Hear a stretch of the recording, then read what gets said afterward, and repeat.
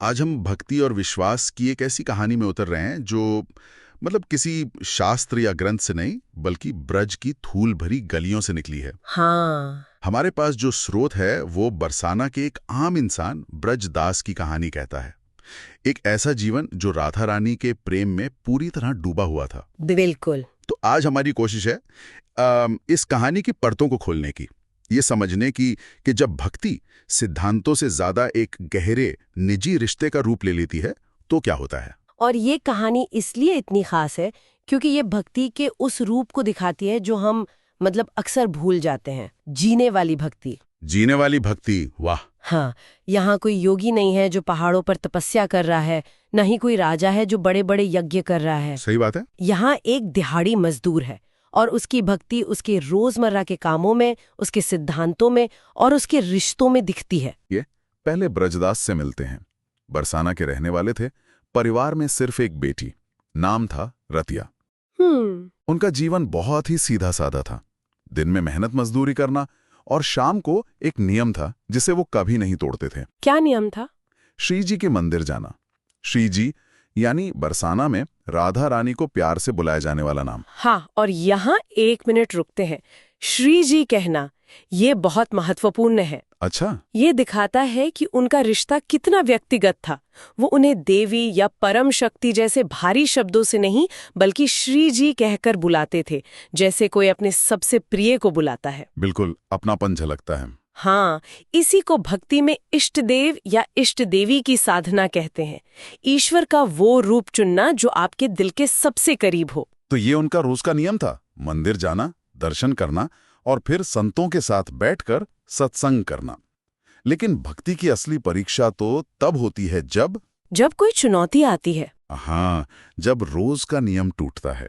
और ब्रजदास के जीवन में ये चुनौती एक संत के रूप में आई। एक दिन एक संत उनके पास आई। उन्हें नंदगांव जाना था और सामान काफी ज्यादा था। और ब्रजदास ने एक पल भी नहीं सोचा होगा। एक पल भी नहीं। ये निष्काम सेवा का सटीक उदाहरण है। उन्होंने तुरंत अपनी बेटी रतिया से कहा कि वो एक संत को छोड़ने जा रहे हैं, देर हो जाएगी, इंतजार ना करें। उनके लिए किसी संत की सेवा करना राधा रानी के किसी प्रियजन की सेवा करने जैसा था। बिल्कुल। और ये सफर शुरू हुआ सुबह 4 बजे। अंधेरा था, ब्रजदास नंगे पांव थे, सिर पे सम्मान लेके। हाँ, और सिर पर संत का सामान जिसमें उनके ठाकुर जी की एक पेटी भी थी। एक भक्त के भगवान की भी सेवा कर रहे थे। जरा इस दृश्य की कल्पना कीजिए। जून की गर्मी की शुरुआत, नंगे पैर पथरीले रास्ते पर चलना और सिर पर बोझ। ये कोई मामूली मदद नहीं थी, अपने आप में एक तपस्या थी। बिल्कुल, जिसे वो शिकायत से नहीं बल्कि राधे राधे जपते हुए प्रेम से कर रहे थे। उनकी भक्ति मंदिर की चारदीवारी में कैद नहीं थी, वो सड़क पर उतर आई थी। लेकिन कहानी में एक मुश्किल आ गई।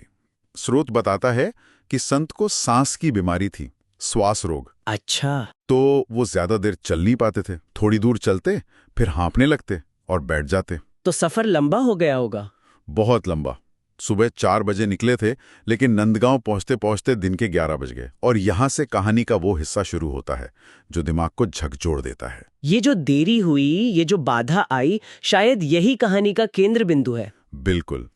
नंदगांव पहुंचकर ब्रजदास ने सामान रखा और संत से जाने की आज्ञा मांगी। तब तक जून की धूप सर पर आ चुकी थी। बहुत गर्मी होगी। हाँ, तो संत ने बड़े प्यार से उन्हें रोका। कहा, अरे भाई, इतनी मेहनत की है, इतनी धूप है, कुछ जल पी लो, थोड़ा जलपान कर लो, फिर चले जाना। स्वाभाविक है, कोई भी यही कहता। कोई भी। लेकिन ब्रजदास का जवाब स्वाभाविक नहीं था। उन्होंने हाथ जोड़कर जो कहा वो हैरान करने वाला था। क्या कहा उन्होंने? उन्होंने कहा, महाराज, बरसाने की ऋषभानु नंदिनी यानी राधा जी नंदगांव में ब्याही हैं। ये उनकी ससुराल है।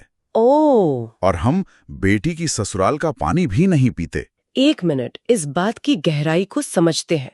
ये कोई हठ या जिद नहीं है। नहीं। ये रिश्ते की मर्यादा है। ब्रजदास राधा रानी को कोई अलौकिक देवी नहीं बल्कि अपने गांव की बेटी मान रहे हैं। हाँ, अपनी बेटी। और वो उस रिश्ते की गरिमा को अपनी जान से ज्यादा महत्व दे रहे थे। ये भक्ति की पराकाष्ठा है। और ये कोई शास्त्र में लिखा नियम नहीं था। ये ब्रज की एक लोक परंपरा है जिसे वो अपने दिल से निभा रहे थे। यही बात उस संत को भी छू गई। स्रोत कहता है कि ब्रजदास का ये जवाब सुनकर संत की आंखों में आंसू आ गए। उन्होंने सोचा होगा कि ये आदमी शरीर से कितना गरीब है, पर इसका दिल कितना अमीर है, कितना ऊंचा है। उसने ईश्वर को सिद्धांतों में नहीं बल्कि एक जीते जागते रिश्ते में पा लिया है। तो अपने इसी सिद्धांत पर टिके रहकर ब्रजदास राधे राधे जपते हुए वापस बरसाना के लिए निकल पड़े। अब तो हालत और भी खराब हो गई होगी। हाँ, अब उस स्थिति की कल्पना कीजिए। सुबह से भूखे प्यासे इतनी मेहनत की, ऊपर आग उगलता सूरज और नीचे तपती हुई रेत। उनका शरीर जवाब देने लगा होगा। बिल्कुल। कहानी कहती है कि भगवान कृष्ण जो सब देख रहे थे, उन्हें दया आ गई और वो अदृश्य रूप में उनके पीछे पीछे चलने लगे। लेकिन भक्त का प्रेम कभी कभी भगवान को भी नियमों में बांध देता है। मतलब? ब्रजदास की शारीरिक शक्ति खत्म हो गई। वो एक पेड़ की छाया में पहुंचे और गर्मी और प्यास से बेहोश होकर गिर पड़े। ओह! और यहाँ कहानी में एक बहुत ही दिलचस्प मोड़ आता है। स्रोत के अनुसार भगवान कृष्ण ने ब्रजदास को होश में लाने की कोशिश की, पर वो सफल नहीं हुए। ये कैसे हो सकता है? यही बात मुझे भी चकित करती है। वो भगवान जिन्होंने एक इशारे पर गोवर्धन पर्वत उठा लिया था, वो अपने एक भक्त को होश में नहीं ला पा रहे हैं। स्रोत में लिखा है, कोई उपाय नहीं लग रहा है। ये भक्ति के दर्शन का एक बहुत गहरा पहलू है। शायद भगवान भी भक्त की इष्ट देवी के प्रति निष्ठा का सम्मान कर रहे हैं। मतलब वो सोच रहे हैं? हाँ, वो सोच रहे हैं ये भक्त तो राधा रानी का है, इसके प्राणों पर, इसके जीवन पर पहला अधिकार तो उन्हीं का है। मैं इसमें दखल कैसे दूं? वाह, ये भक्त के चुने हुए रिश्ते का सम्मान है। भगवान भी उस सीमा का उल्लंघन नहीं कर रहे हैं। सही बात है। तब भगवान वो करते हैं जो एक चतुर सखा करेगा। स्रोत में उनके लिए एक बड़ा प्यारा शब्द इस्तेमाल हुआ है, पूरे मस्खरे।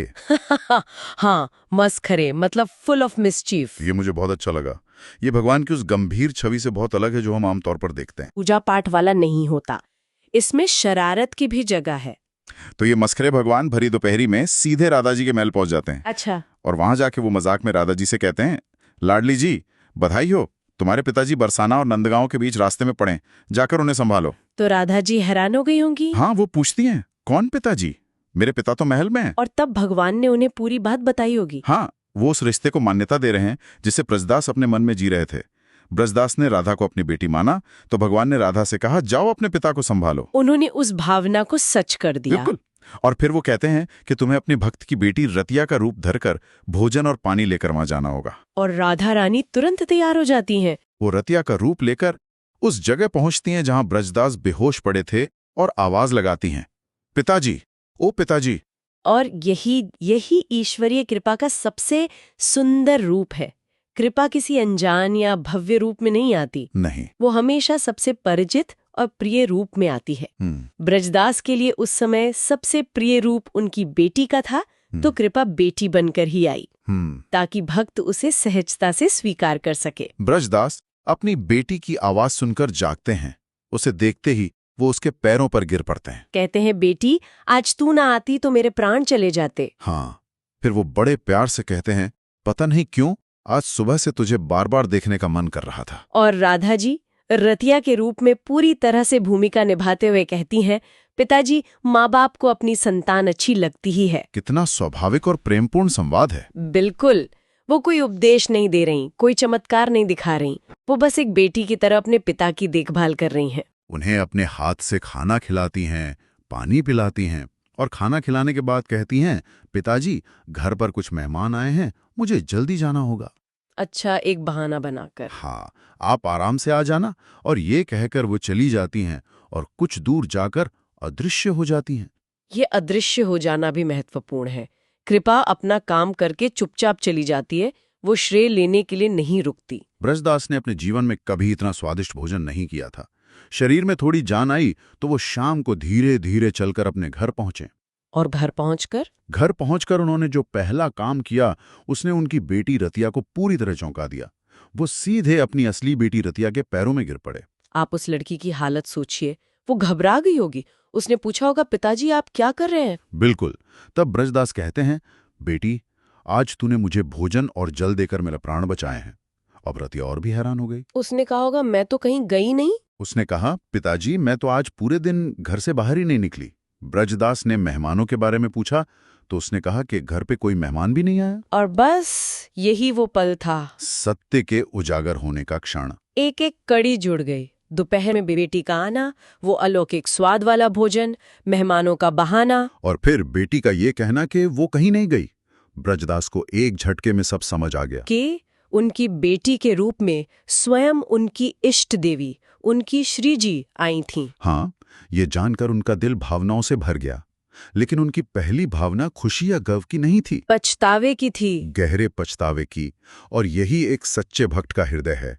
उन्हें इस बात का अफसोस हुआ कि हाय, मेरी लाडली ने मेरी वजह से इतनी तेज धूप में तकलीफ सही। वो नंगे पांव चलकर आईं, मुझे खाना खिलाया और मैं मूर्ख उन्हें पहचान भी नहीं सका। भक्त की पीड़ा अपने कष्ट से नहीं बल्कि अपने आराध्य को हुए कष्ट के विचार से होती है। इस अनुभव ने ब्रजदास को पूरी तरह बदल दिया।